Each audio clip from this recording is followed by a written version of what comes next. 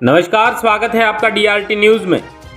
ग्राम पंचायत मुबारिकपुर के मोक्ष धाम को बनाया चमन, मनुष्य के अंतिम घर को दिया सुंदरता का रूप।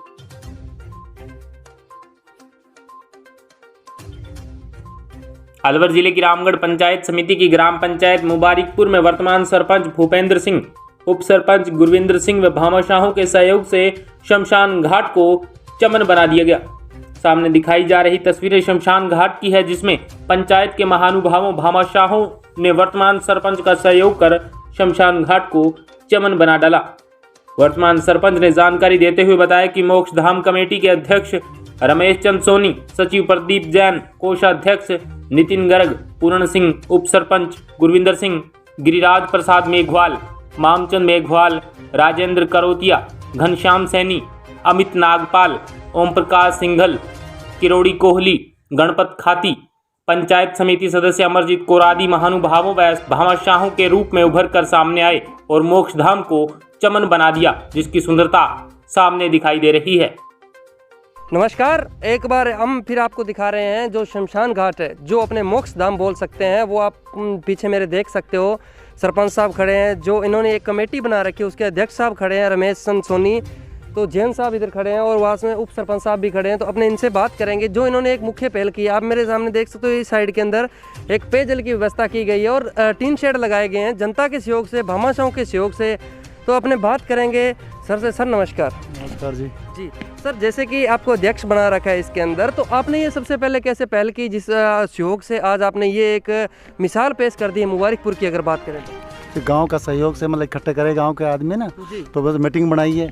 मीटिंग बना करके और फिर जैसे भी गांव से उगाई की है, उगाई करने के बाद में जो भी पैसे इकट्ठा हुआ है उस सहयोग से सारा काम किया है जी। जैसे कि अगर अपने बात करें, ये इंटरलॉकिंग आप देख सकते हो, कैमरामैन से मेरा अनुरोध है, जो इंटरलॉकिंग है ये सरपंच साहब के द्वारा ग्राम पंचायत के फंड से दी गई है। तो सरपंच साहब, आपका भी बहुत बहुत धन्यवाद हमारी टीम की तरफ से कि आपने इतना बड़ा सहयोग कर दिया। जो ग्राम पंचायत के अंदर अगर अपने मोक्ष धाम के अंदर आते हैं तो सबसे पहले अपने को पैर रखने के लिए पक्की जगह मिलती है, जो इंटरलॉकिंग का करे आपने की, इसके ऊपर आप क्या कहना चाहोगे? यहाँ आती आवश्यकता थी साहब। यहाँ पहले बहुत कांटे थे, लोग नंगे पैर आना पड़ता था और वो कांटे बहुत ज़्यादा चुभते थे, हालात ख़राब थी, यहाँ बैठने की व्यवस्था नहीं थी। इसलिए हमने सब ने मिलकर गांव वालों ने और एक कमेटी का गठन किया, जिसके हमारे अध्यक्ष श्री रमेश चंद सोनी और हमारे जो विशेष कार्यकर्ता हैं प्रदीप जैन जी, इन्होंने विशेष सहयोग दिया है और पैसा को कलेक्ट किया है और भामाशाहों से संपर्क हमने भी किया, इन्होंने हमारे साथ मिलकर किया। और ये सारा जो विकास कार्य आप देख रहे हो, ये आज इन्हीं की देन है।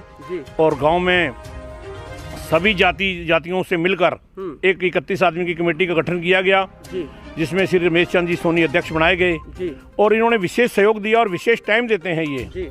और टाइम देने के कारण इन्होंने आज ये जो पार्क है, इन्होंने अपने निजी पैसे से ये दोनों तरफ पार्क और भी ये हर तरीके का सहयोग करते हैं। हमारे माननीय सीताराम जी पूर्व सरपंच साहब, उन्होंने हमको 2.5 लाख रुपए इस गेट के लिए दिया है और उन्होंने कहा और भी आवश्यकता होगी तो और भी दूंगा। इसी प्रकार एक सैनी जी हैं अलवर से, उन्होंने एक प्रभाती लाल जी, उन्होंने एक टीन शेड बनवा के दिया है। इसके अलावा राधे श्याम जी मास्टर जी हैं अहमदाबाद से, उन्होंने लगभग 1 लाख रुपया हमें डोनेट किया है।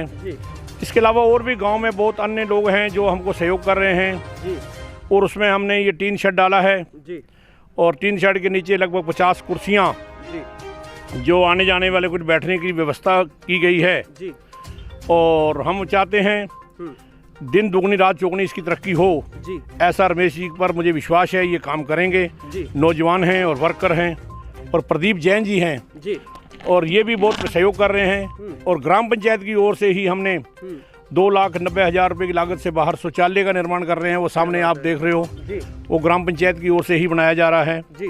और अभी अगले नेक्स्ट जो क्षेत्र आएगा 1 अप्रैल से, लगभग मेरा टारगेट 10 लाख रुपए का है। इसमें 10 लाख रुपए की लागत और लगाई जाएगी, जहाँ पर इंटरलॉकिंग वगैरह भी बकाया है वो करवाई जाएगी। और जो भी काम मुझे ये गांव वाले देंगे और मेरी सेवा लेने की इनको जरूरत पड़ेगी, मैं 24 आवर्स इनके लिए हाजिर हूँ, ऐसा मेरा मानना है। इसके अलावा मैं प्रदीप जैन जी से रिक्वेस्ट करूँगा, वो भी आपको इसके बारे में विस्तृत जानकारी देंगे। बिल्कुल बिल्कुल बिल्कुल। तो जैसे कि अपने आगे का भी दिखाते हैं सरपंच साहब, आप भी मेरे साथ में चलिए। जैसे कि अपने भामाशाहों की बात करें तो भामाशाहों की कोई कमी नहीं है, और भामाशाह की अगर बात करें कमी की तो कोई कमी नहीं है। आप देख सकते हो ये पीछे बैठने की व्यवस्था की गई है। जैसे कि सरपंच साहब ने बताया यहाँ 50 कुर्सियाँ लगाई दी गई हैं कि यहाँ पे बैठ सकते हैं, जो अपने बोल सकते हैं जो डेड बॉडी लेके आएंगे, जो शव लेके आएंगे, उनके छाँव की व्यवस्था कर दी गई है। टीन शेड आप देख सकते हो कि अगर अपने भामाशाहों की बात करें तो एक दोहा याद आ जाता जिसके अंदर कबीर जी का नाम लिया जाता, चिड़ी चोंच भर ले गई दान दिया ना धन घटे कह के दास कबीर। वो एक प्रॉपर तरीके से मेरे को दोहा याद नहीं है, अपने बात करेंगे कि वो एक मिसाल पेश करती है, और वो चीज़ आज भामाशाहों के अंदर देखने को भी मिली है। तो अपने बात करेंगे यहाँ के प्रदीप जैन जी जो ग्रामवासी हैं, तो इनसे बात करेंगे।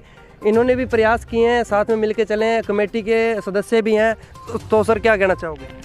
ये जो कुर्सी हम लाए हैं यहाँ स्पेशली हमने बनवाई है जी सिकंदरा से जी, और इसमें लगभग लोगों ने अभी ये 15 कुर्सियाँ और बाकी है हमारी, वो बन रही हैं। स्पेशल सरिये से स्पेशल मजबूत हमने ये कुर्सियाँ बनवाई है। उसके अलावा यहाँ लोगों को काफ़ी परेशानियाँ होती थी उस समय ना, जब पहले इससे पहले इंटरलॉकिंग कराई सबसे पहले सरपंच साहब ने, उसके बाद में हमने इसका बेड़ा उठाया सभी गाँव वालों ने मिलकर। ये कमेटी आगे बढ़ी, कमेटी बना के आगे बढ़े। उसके बाद में हमने लोगों से कलेक्शन कराया, स्वयं भी हमने सबने अपना अपना सहयोग जितना बना वो सबने दिया। उसके बाद गांव में हमने इसका बाजार से गांव से कलेक्शन किया पूरे गांव से। उसके बाद में हमने इसका अभी आगे वहाँ एक बच्चों के लिए अलग से हम जो नए प्रस्तावित अगला है वो बच्चों के लिए एक अलग से वहाँ एक बाउंड्री करा के और उसमें हम बच्चों के दफनाने की ना एक अलग से व्यवस्था कर रहे हैं। ये जो सामने है तिवारा, ये पंजाबी सरदार समाज द्वारा बनाया हुआ है, सिख समाज द्वारा।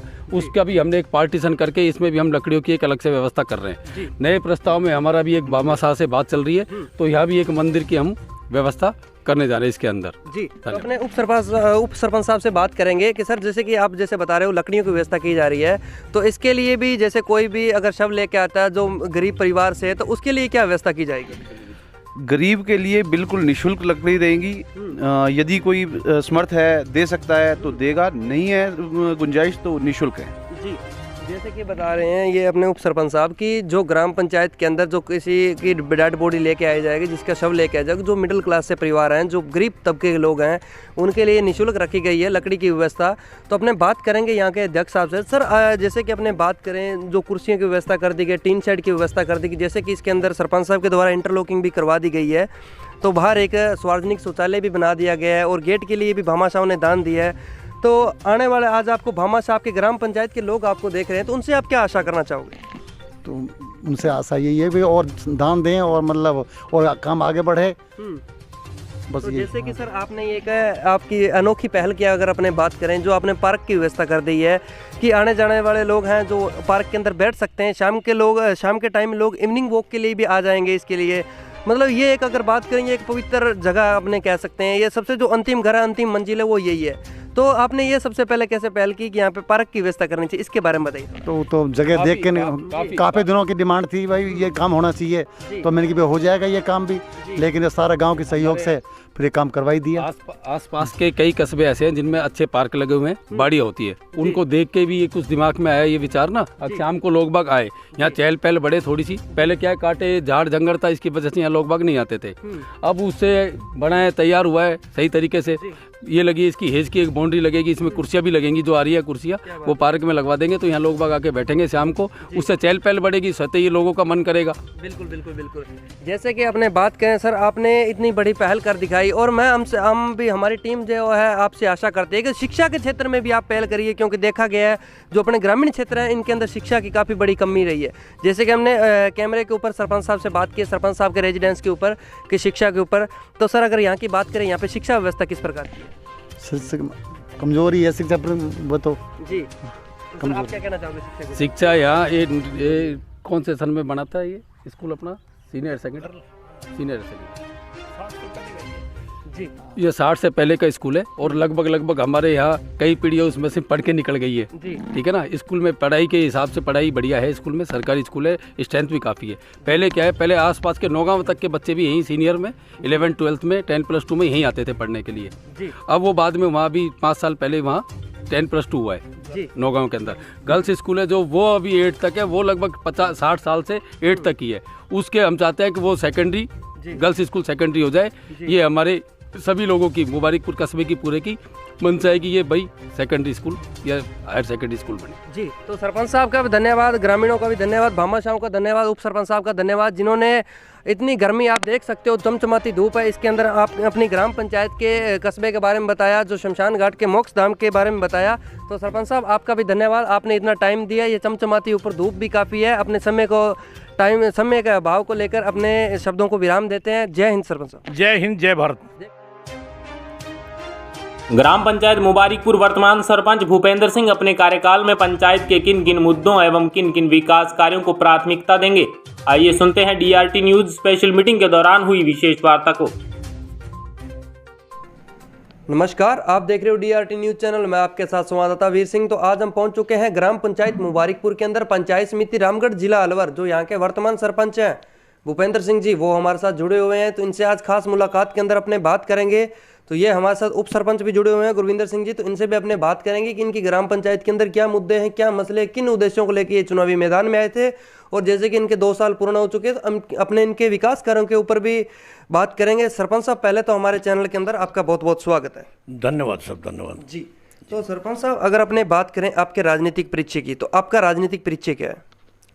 मैं सन 1982 से ग्राम पंचायत से जुड़ा हुआ हूँ जी। मैं 10 साल उप सरपंच भी रह चुका हूँ जी। 10 साल पंच भी रहा हूँ जी। और 10 साल मुझे सरपंची करते भी हो गए हैं। एक बार बीच में चुनाव हार भी चुका हूँ, लेकिन मैं ग्राम पंचायत से और ग्राम की जनता से लगातार जुड़ा हुआ हूँ और धरातल से जुड़ा हुआ हूँ। जी। तो जैसे कि सरपंच साहब बता रहे हैं, 1982 से ये पंचायती राज से जुड़े हुए हैं और जब से ग्राम पंचायतों के मुद्दों के ऊपर भी अपने इनसे बात करेंगे।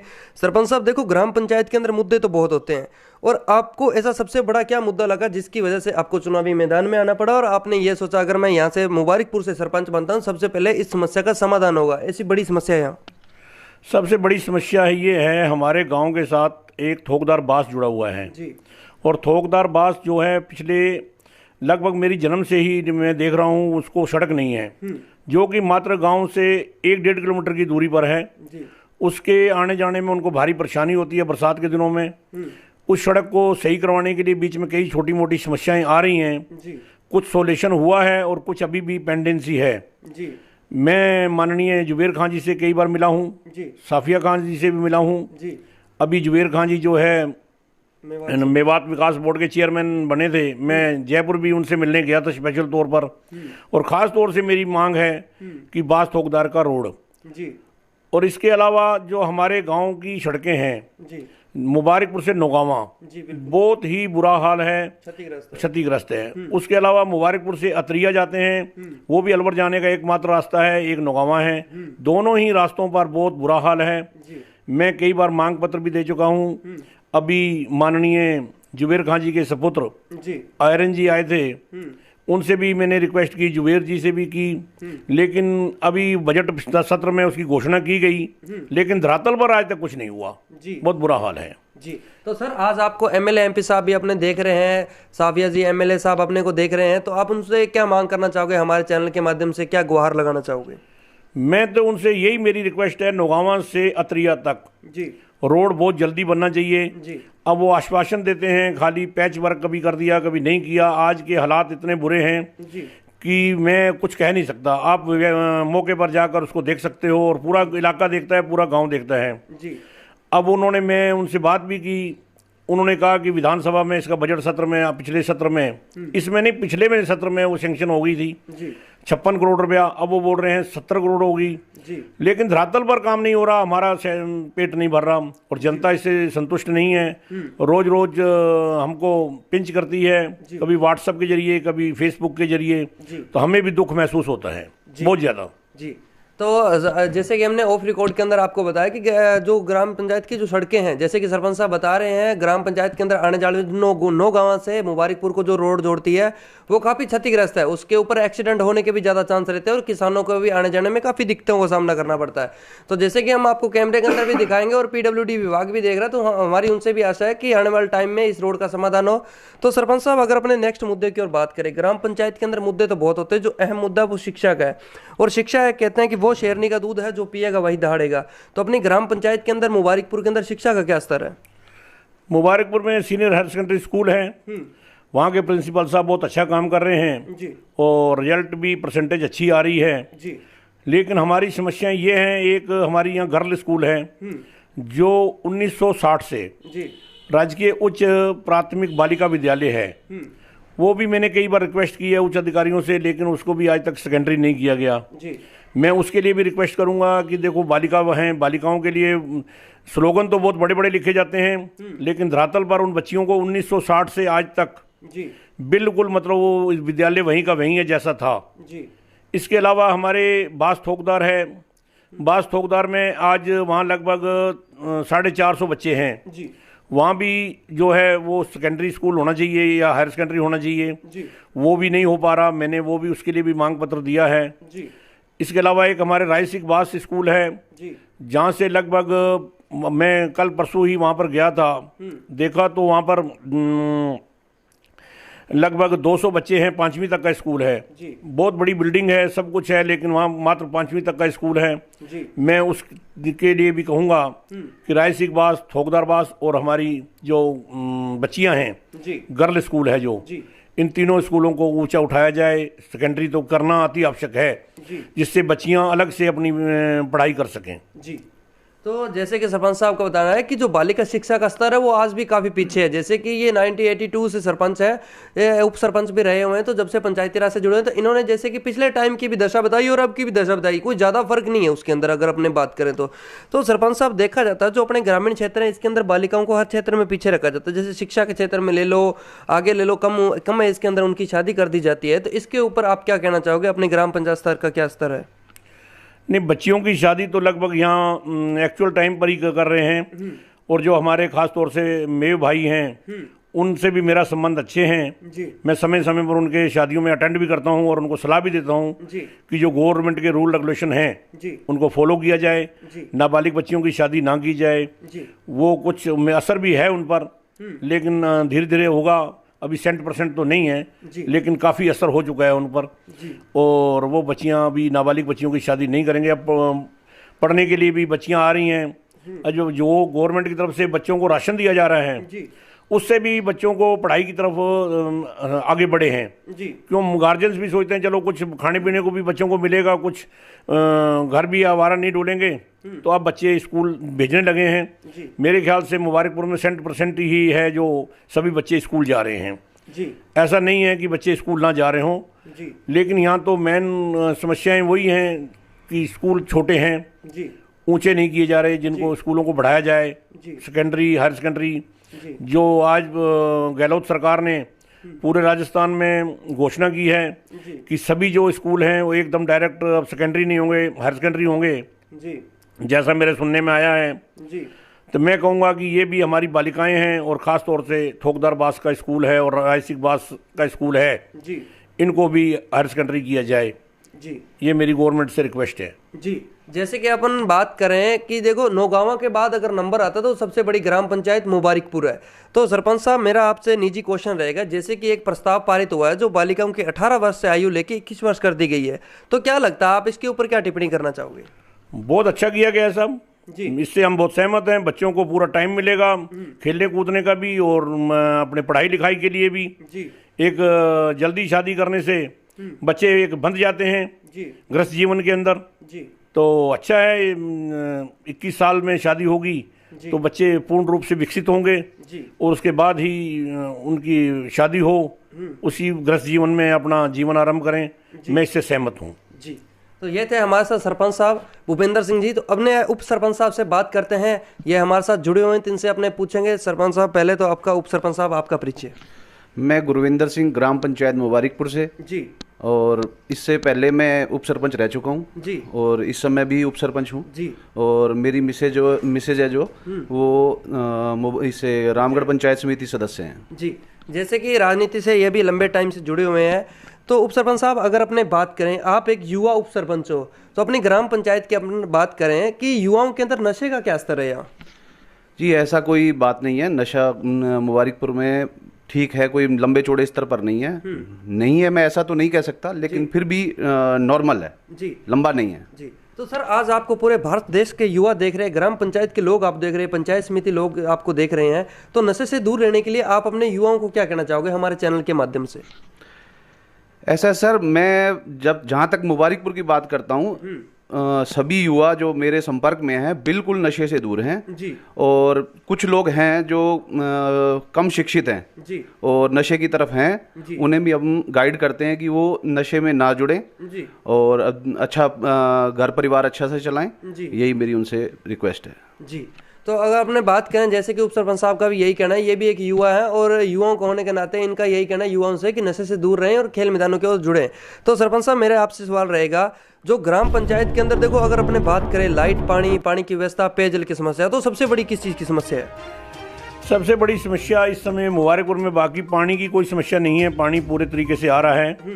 अब जल जीवन मिशन जो सेंट्रल गवर्नमेंट और स्टेट गवर्नमेंट का मिला जुला एक प्रोग्राम है, उसके भी अभी अकाउंट खुलवा लिए गए हैं और आशा है जल्दी उसका भी प्रोग्राम शुरू हो जाएगा।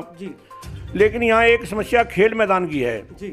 जो पिछले लगभग 20 सालों से हमारा खेल मैदान हमारे सीनियर हायर सेकेंडरी स्कूल के नाम है, वहाँ पर कुछ विशेष लोग जो है उसको केस को कोर्ट में चला रखा है, जिससे बच्चों के खेलने का जो समय है या खेलने का टाइम है वो बिल्कुल नहीं मिल पाता। क्यों, गांव में कोई भी और जगह नहीं है जहां पर बच्चे खेल सकें। इसलिए मैं ख़ास तौर से माननीय जुबेर खान जी जो हमारे मेवात विकास बोर्ड के चेयरमैन हैं, उनसे रिक्वेस्ट करूंगा कि वो बैठकर दोनों पक्षों को और इसका निस्तारण करवाएं। क्यों, कोर्ट कचहरियों में बहुत लंबा टाइम लग जाता है, ऐसा मेरा मानना है। तो अगर अपने सरपंच साहब बात करें इसके ऊपर अतिक्रमण है या वैसे कोई विशेष तौर पे कोई अलग बात है इससे? वो कुछ अलग भी बात है, कुछ अतिक्रमण भी है, दोनों ही बातें हैं। कुछ तो area senior higher secondary school के कब्जे में है और वहाँ पर हमारे जो एक बिल्डिंग भी बनी हुई है ग्राम पंचायत की तरफ से, अटल सेवा केंद्र, जो अधूरा है, बीच में स्टे लग गया था, इस वजह से वो काम अधूरा है। वो लगभग एमएलए लैंड से वहाँ 5 लाख रुपए की 4 दीवारी भी हमने करवाई थी।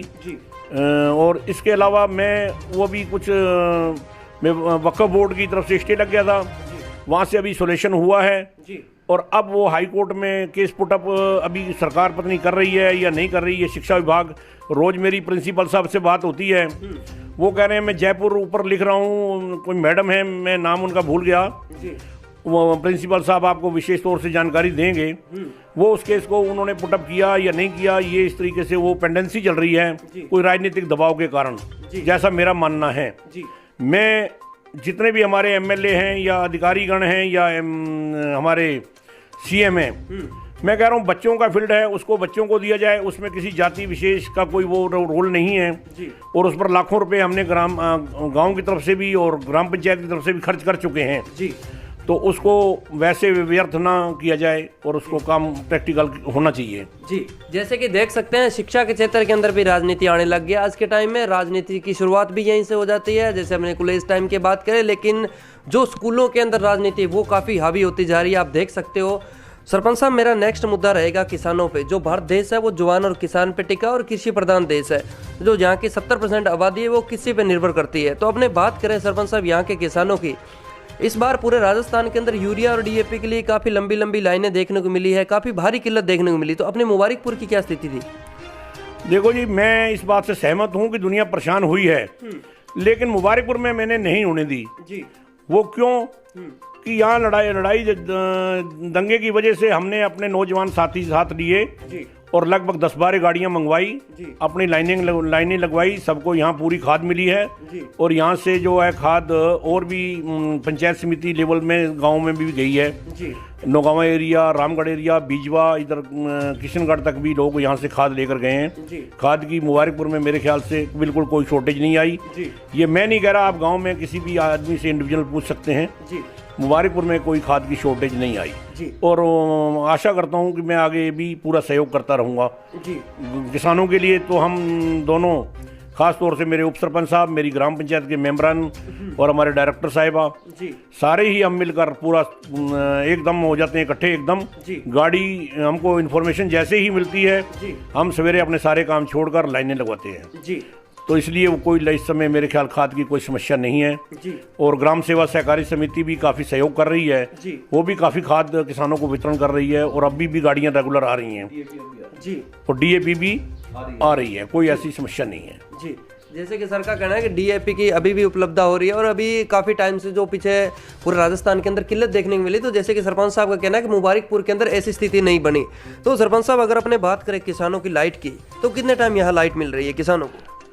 किसानों को 6 घंटे लाइट मिल रही है, लेकिन लाइट का इस समय हालात ख़राब हैं। दिन में 4 बार लाइट आती है, 10 बार जाती है, मतलब हालात ख़राब हैं। मतलब मेरा कहने का मतलब, मैं खुद भी किसान हूँ। एक क्यारी में पानी आधा चलता है, फिर लाइट चली जाती है और फिर दोबारा लाइट आती है, तो क्यारी पहले 1 नंबर से शुरू होती है। तो मेरा कहने का मतलब सारे दिन में जितना हमारा काम होना चाहिए उतना नहीं हो पा रहा जी। लाइट कंटिन्यू आनी चाहिए, जैसे 6 घंटे है तो 6 घंटे हमको कंटिन्यू रेगुलर दी जाए, उसमें कट ना किया जाए जी। तो सर आपको विद्युत विभाग भी देख रहा है, तो आप क्या उनसे आशा करना चाहोगे? मैं यही आशा करूंगा कि जो भी लाइट हमको दें वो हमको रेगुलर दें, और जो डिस्कनेक्ट करते हैं बीच में वो उसकी इन्फॉर्मेशन होनी चाहिए हमारे पास जी।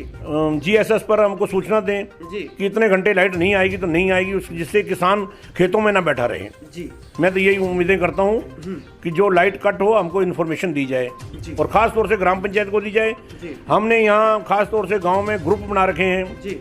ग्रुपों में हम डाल देते हैं जो भी समस्याएं होती हैं, 1-1 मिनट में सारे गाँव को पता लग जाता है। क्या बात है जी। ग्रुप के जरिए भी ग्राम पंचायत की हर समस्या का समाधान भी हो रहा है। और जैसे कि अपने बात करें जो अपनी अंतिम यात्रा है, जो अपने कह सकते हैं कि जब इंसान लास्ट सांस पे होता है, जब उसकी अंतिम घर होता है, वो एक शमशान घाट है। तो जैसे कि सरपंच साहब हमें ऑफ कैमरे के अंदर बता रहे थे, हमारे जो ग्राम पंचायत का शमशान घाट है वो एक देखने लायक है। जो अपने सरपंच साहब से पूछते हैं कि इसके ऊपर किस प्रकार इन्होंने विकास कार्य करवाए हैं, जैसे कि हमें बता चुके हैं सरपंच साहब ऑफ कैमरे के अंदर। तो सरपंच साहब क्या कहना चाहोगे शमशान घाट के ऊपर? शमशान घाट एक अंतिम पड़ाव होता है जी। उसके लिए कोई जाति धर्म विशेष की वो बात नहीं होती। उसके लिए हमने यहाँ गाँव में जितनी भी बिरादरियाँ हैं, सब में से 1-1, 2-2 व्यक्ति लेकर 31 आदमी की एक कमेटी गठित की है जी। और उसके माध्यम से ग्राम पंचायत की ओर से भी हमने 10 लाख रुपए से इंटरलॉकिंग करवाई है जी। और गांव के से ही चंदा इकट्ठा करके हमने एक टीन शेड लंबा चौड़ा 50 बाई 25 का टीन शेड डलवाया है। और सिकंदरा से हमने कुर्सियां मंगवाई हैं लगभग 50 जी। दुनिया को गाइड किया है कि आपके फादर एक्सपायर हो गए, आपके कोई रिलेटिव एक्सपायर हो गया, उसकी यादगार में आप 1-1, 2-2 कुर्सियां दें जी। और उस तरह से लोगों ने हमें नियर अबाउट 50 कुर्सियां भी दी हैं, जो उसमें हमने कुर्सियां भी लगा दी हैं जी। किसी ने पार्क की व्यवस्था की है, उसका खर्चा एक आदमी व्यक्तिगत हमारे सोनी जी हैं, रमेश सोनी जी, वो हमारे अध्यक्ष भी हैं, वो पार्कों की व्यवस्था वो कर रहे हैं जी। हमारे पूर्व सरपंच श्री सीताराम जी जो अलवर हैं इस समय, उन्होंने 2.5 लाख रुपया हमको, जो मेन गेट है उसको बनाने के लिए 2.5 लाख रुपया उन्होंने दिया है। और हमारे एक राधे श्याम जी मास्टर जी हैं, वो इस समय अहमदाबाद में हैं, उनको भी हमने सूचना की, उन्होंने हमको 1 लाख रुपये भेजा है। और भी गांव के भामाशाह बहुत हैं जो सहयोग पूरा कर रहे हैं, और गांव में इस समय शमशान भूमि पर काम चल रहा है और उसमें से एक शौचालय बनाया जा रहा है, जिससे वहाँ पर आवश्यकता अनुसार लोग पेशाब घर शौचालय जाने की अब जो अब व्यवस्थाएं हैं वो पूरी होंगी। पानी की टंकी वहाँ व्यवस्था करवा रहे हैं, जिससे लोगों को पानी की कोई समस्या ना हो जी। तो इस तरीके से शमशान घाट तो मेरे ख्याल से आने वाले टाइम में एक देखने वाली जगह ही होगी जी, ऐसा मेरा मानना है जी। जैसे कि मुबारकपुर के अंदर एक मिसाल पेश कर दी गई है शमशान घाट के ऊपर कि गाँव के अंदर जो लोग भामाशाह है उन्होंने काफ़ी सहयोग किया कि लोग वहां पे घूमने के लिए आ सकते हैं। आप देख सकते हो पार्क की व्यवस्था कर दी गई है, शमशान घाट के अंदर पेयजल की व्यवस्था कर दी गई है। तो सरपंच साहब मेरा अगला सवाल रहेगा आपसे, जो मृत्यु भोज हो रहे हैं, जैसे कि अपने CM साहब और PM साहब ने एक गाइडलाइन जारी की थी जब फर्स्ट टाइम कोरोना आया था कि मृत्यु भोज बंद होने चाहिए। और अगर अपने मुबारकपुर ग्राम पंचायत की बात करें तो मृत्यु भोज का आज क्या स्तर है? मृत्यु भोज पर लोग लगभग खाना तो खाते ही हैं, ऐसा है, लेकिन खास तौर से मैं अपनी बिरादरी का हूँ, हमारे तो एक भोग के समय लंगर होता है, लंगर गुरु का लंगर बोला जाता है जी। तो वो अपन ऐसा लंबा चौड़ा नहीं कि विशेष कोई आइटम हो, उसमें नॉर्मल दाल रोटी जैसे फुलके होते हैं, नॉर्मल खाना किया जाता है जी। ये मेरी बिरादरी का है। बाकी मृत्यु भोज अभी लोग बाग चल रहे हैं, बिल्कुल रुके नहीं हैं जी। और कुछ लोग रुके भी हैं जिनकी मतलब दिल में ऐसा हो गया, वो इस काम के लिए रुके भी हैं जी। तो सरपंच साहब जैसे कि आपके 2 साल भी पूर्ण हो चुके हैं, जैसे कि आपने ऑफ रिकॉर्ड हमें बताया अपने ग्राम पंचायत के अंदर जो विकास कार्य करवा दिए हैं, कि हम भी आशा करते हैं कि आपके ग्रामीणों को भी पता लगे कि जो अपने विकास कार्य धरातल पे हुए हैं उनके बारे में थोड़ा हमें बताइए। मैं आपको बताने जा रहा हूँ कि लगभग 2 साल के अंदर मैंने 14 हैंडपम्प लगा दिए हैं। जो विभिन्न ढाणियों पर जहाँ पानियों की समस्या थी 14 हैंडपम्प मैं आपको व्यक्तिगत तौर से एक एक नाम बता सकता हूँ जी। और जहाँ जहाँ आवश्यकता थी जी। लगभग 1 करोड़ रुपए की लागत से जी। हमने जो है वो इंटरलॉकिंग, जहाँ नालियों की आवश्यकता थी, नाली नाला, मेरे हिसाब से आज की तारीख में आपको मुबारकपुर में गंदगी नहीं मिल सकती, ऐसा मेरा मानना है। और जहाँ कहीं थोड़ी बहुत थोकदार बास में मुझे दिख रही है उसको भी मैं आपको विश्वास दिला रहा हूँ कि 1 साल के अंदर आपको गंदगी नाम की चीज़ नहीं मिलेगी जी। जैसे कि हम ग्राम पंचायत की कवरेज भी करेंगे और देखेंगे भी, तो सरपंच साहब मेरा आपसे लास्ट सवाल रहेगा, जो अपने खाद्य सुरक्षा की बात आ जाती है, जब वो पूरे ग्राम पंचायत की अगर अपने बात करें तो खाद्य सुरक्षा से काफ़ी लोग जो वंचित है, कि एक गाइडलाइन भी अभी जारी की गई है कि एक अफवाह फैला दी गई है जो 1 तारीख को है, जो सीडिंग का कार्य चालू हो जाएगा और नाम जोड़ दिए जाएंगे, लेकिन वो नोटिफिकेशन खाद्य सुरक्षा से अभी तक कोई नोटिफिकेशन नहीं आया। तो अगर अपने बात करें, लेकिन ग्रामीणों का यही मानना है कि जो हमारे सरपंच हैं उनके द्वारा खाद्य सुरक्षा में नाम नहीं जोड़े जा रहे, लेकिन आपको भी पता और मीडिया रिपोर्ट के मुताबिक अगर अपने बात करें तो साइड जयपुर से बंद चल रही है। तो इसके ऊपर आप अपने ग्रामीण भी आज आपको देख रहे हैं, पूरे जिले के अलवर के लोग आपको देख रहे हैं, तो क्या कहना चाहोगे? ये गवर्नमेंट की ओर से ही जो है बंद कर रखा है जी। अब मान लो कोई बीपीएल परिवार है, उसके बच्चे की शादी होती है जी। अब उसकी पुत्र वधू आती है तो नाम तो उस राशन कार्ड में जोड़ना कंपलसरी है जी। अब वो ऊपर से ही बंद है, वो लोग परेशान हो जाते हैं जी। अब जैसे उनके डिलीवरी हुई तो डिलीवरी में भी उस बच्ची को बड़ी मुश्किल से हम लिख के देते हैं, जब जाकर उसको वो जो फैसिलिटी है मिलती है बीपीएल परिवार की जी। तो मैं कहूँगा जो ये खोल देने चाहिए बिल्कुल एकदम जी। और दूसरा, जो बीपीएल परिवार में जैसे बच्चा पैदा हुआ अब उसका नाम नहीं जुड़ सकता, क्यों? इन्होंने लोग लगा रखा है ऊपर जी। बिल्कुल। तो ये बहुत भारी समस्याएं हैं जी। और इसके अलावा हमारे जो सेंट्रल गवर्नमेंट या स्टेट गवर्नमेंट की ओर से जी हमारी जो 15वां वित्त आयोग है जी, उसकी राशि भी हमको रोक देते हैं बीच बीच में, जब उनकी मर्जी आती है जी। वो उसको लॉक कर देते हैं जी। अब हम मौके पर काम करवा लेते हैं जी। पेमेंट जब होता है तो वो कहते हैं सीडिंग नहीं हो रही, ये काम बंद है। इस तरीके से बड़ी परेशानियां होती हैं हमको जी। तो मैं कह रहा हूँ जो पैसा हमारे खाते में भेज दिया गया जी, उस पर स्टेट गवर्नमेंट या सेंट्रल गवर्नमेंट उसके बाद लोग क्यों लगाती है जी? जबकि हम उस काम को पैसा हमारे को जब अकाउंट में दिखता है तो हम काम करवाते हैं जी। बिल्कुल। तो काम करवाने के बाद वो ऊपर से लोग लगा होता है, वो ठेकेदार को पेमेंट नहीं होता या हमको पेमेंट नहीं होता, बड़ी भारी परेशानी होती है जी। इसलिए मैं रिक्वेस्ट करूंगा कि ये जो पैसा हमारे अकाउंट में भेजने के बाद उस पर उसके बाद लोग ना लगाया जाए जी। तो ये थे हमारे साथ सरपंच साहब। शब्दों को विराम देते हुए अगर अपने बात करें कि इंटरव्यू भी काफ़ी लॉन्ग हो चुका है, तो अपने लास्ट सवाल रहेगा मेरा उप सरपंच साहब से कि सर कोरोना महामारी है जो पूरे वर्ल्ड के अंदर दस्तक फैला चुकी है, अगर अपने बात करें अलवर की तो 3rd ले रही थी, अलवर के अंदर भी काफ़ी केसेस देखने को मिले। अपने ग्राम पंचायत मुबारकपुर की बात करें तो उप सरपंच साहब यहाँ का क्या स्तर था? मुबारकपुर में भी काफ़ी केस आए थे और जिसमें 2-4 डेथ भी हुई थी, रिकॉर्डली 2-4 थी। और उसके बाद वैसे जो आम जनता को राशन मुहैया करवाया गया, लगभग भामाशाह के सहयोग से हमने एक राहत सामग्री कोष भी हमने मुबारकपुर में चालू किया जी। और लगभग गरीब परिवार हैं जो 2-2 बार उनको लगभग राशन मिला जी। जिसमें दाल, चीनी, चावल लगभग 11-11 किलो की किट हमने वितरण की थी जी। और लगभग सभी जो भामाशाह हैं गाँव के मेन जो समर्थ हैं उन्होंने सहयोग किया था जी। और ऐसी कोई समस्या नहीं आई, कोई परिवार भूखा नहीं सोया होगा, मुझे पूरी आशा है जी। और एक घर से हमने नाम नोट करके और सबको राशन पहुंचाया जी। तो ये थे हमारे साथ मुबारकपुर के वर्तमान सरपंच और वर्तमान उप सरपंच। तो सरपंच साहब आपने हमें 10 मिनट टाइम दिया, आपका भी बहुत बहुत धन्यवाद। Thank you sir, thank you बहुत। जय हिंद, जय भारत। देखते रहिए DRT न्यूज चैनल। मैं आपके साथ संवाददाता वीर सिंह।